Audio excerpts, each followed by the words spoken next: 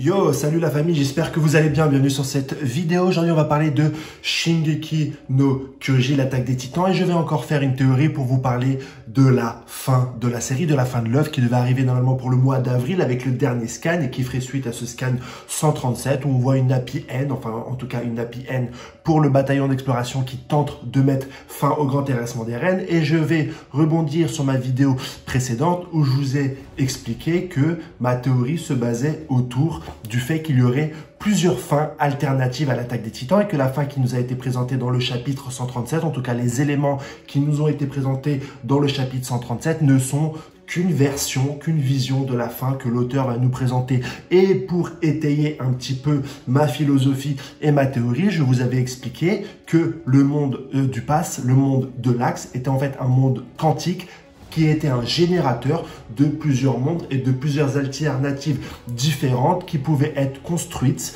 directement par les personnes qui étaient dans le PAF et notamment par Armin et par Sig.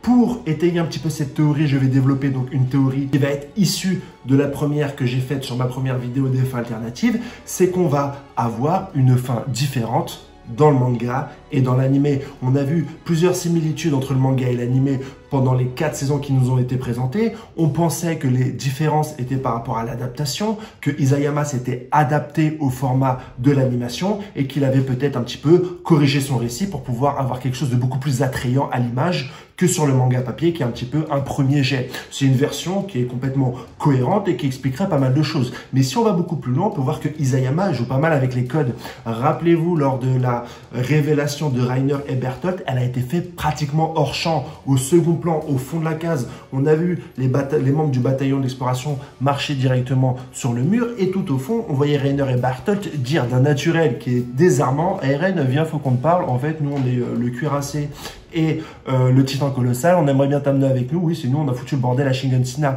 Et là, on s'est dit, merde, what the fuck, Isayama est en train de nous mettre une révélation de manière complètement naturelle sur une petite case. Et il n'a pas utilisé les codes habituels du manga, où on a des grandes cases, des révélations, avec des révélations, une mise en scène vraiment épique, des personnages qui sont vraiment abasourdis. Là, on avait quelque chose de complètement humain, de complètement différent. Et je me dis que peut-être que Isayama a bossé en parallèle avec le studio MAPPA. Peut-être que c'est aussi à partir de là que se sont faits les désaccords avec le studio 8, je ne sais pas. J'émets juste des hypothèses. Mais peut-être qu'ils ont prévu de faire une fin alternative et qu'Isayama va utiliser l'intégralité des supports qu'il a à sa disposition, le manga et l'animé, pour nous pondre des œuvres différentes, pour nous pondre des fins différentes, mais qui resteraient cohérentes par rapport à cette théorie des fins alternatives.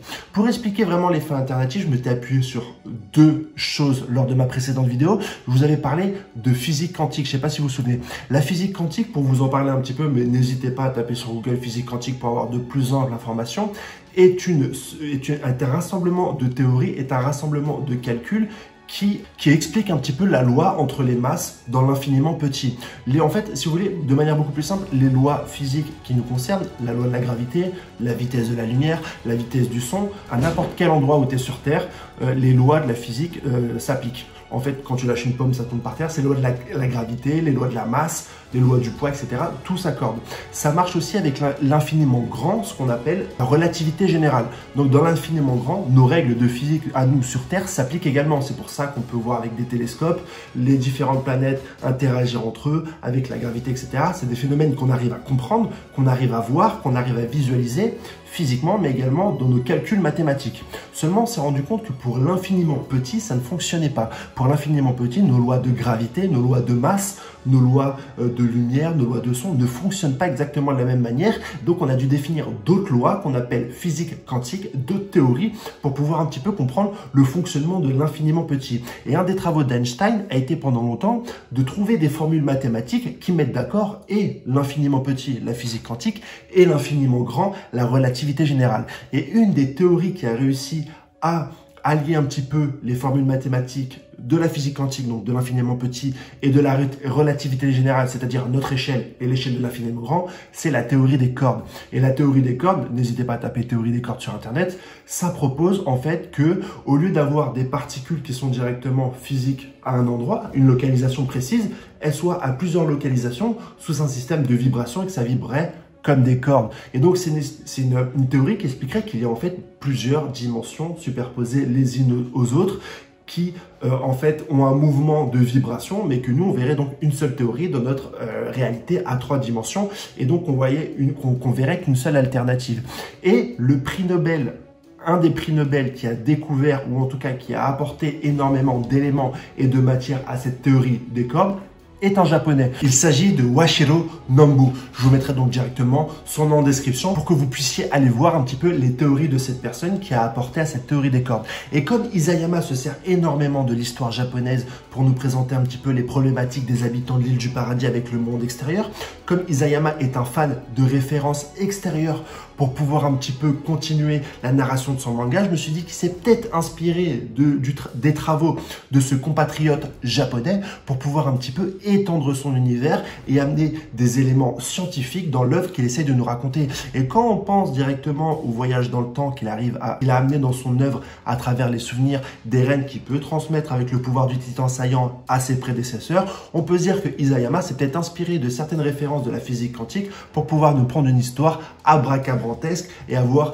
un plot twist final qui d'une part nous surprendrait par les éléments qui sont amenés et par la maîtrise narrative de l'auteur, et qui d'autre part nous amènerait des références directement scientifiques. Et moi c'est ce que j'aime particulièrement dans les mangas, c'est d'avoir des auteurs qui nous apprennent des choses de notre propre vie, de notre propre époque, de notre propre dimension, que ce soit des faits historiques, que ce soit des faits sportifs, que ce soit des effets de science. Le manga est un vecteur qui nous apprend un tas de références, qui nous apprend un tas de choses. Le manga est une ouverture sur la culture générale du monde qui nous entoure. Et je pense que Isayama va nous apprendre pas mal de choses sur la physique quantique, peut-être que c'est lui-même un fan, à travers cette théorie des fins alternatives. Et en plus, ça nous expliquerait pas mal de références, pas mal d'incohérences qu'on a entre l'animé et le manga. Je pense notamment, juste dans le dernier épisode, on a Sig qui présente au peuple Izul, à Azumabito, une pièce qu'il aurait récupérée sur l'île du paradis. Et bien on peut voir que dans le manga et dans l'animé, cette pièce est différente. Les souvenirs de Falco, quand Falco il est là et qui rappelle ses souvenirs en disant qu'il virevoltait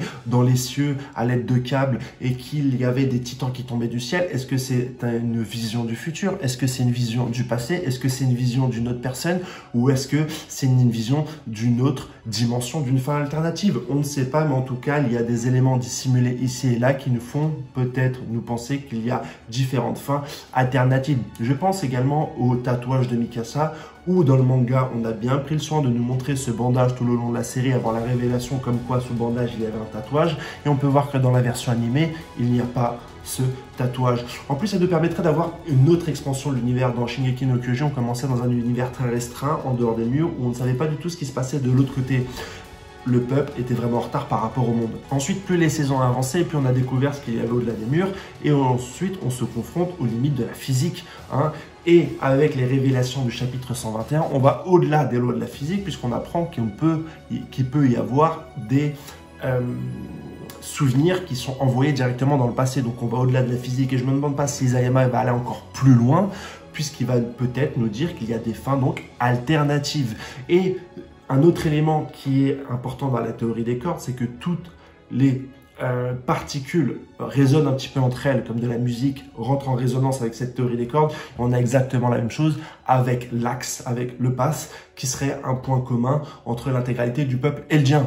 Donc voilà l'intégralité des informations que je voulais absolument vous transmettre concernant la théorie des fins alternatives, égayer un peu plus argumenté avec des fins alternatives qui seraient communes, qui seraient différentes entre l'animé et le manga papier, ce qui nous donnerait une autre vision des supports disponibles par les auteurs pour nous raconter une histoire, et vous apporter un peu plus de précision sur les références que j'ai amenées dans cette vidéo, soit sur la physique quantique, sur la relativité générale et sur un petit peu les lois de gravité qui nous englobent, pour vous présenter aujourd'hui tout ce que j'ai en main pour argumenter cette théorie. Donc voilà, si tu as aimé cette vidéo, n'hésite pas à liker, à partager. Je te dis sinon à la semaine prochaine pour de nouvelles vidéos sur Shingeki no Kyojin. Allez, je te laisse. Une bonne journée, au revoir.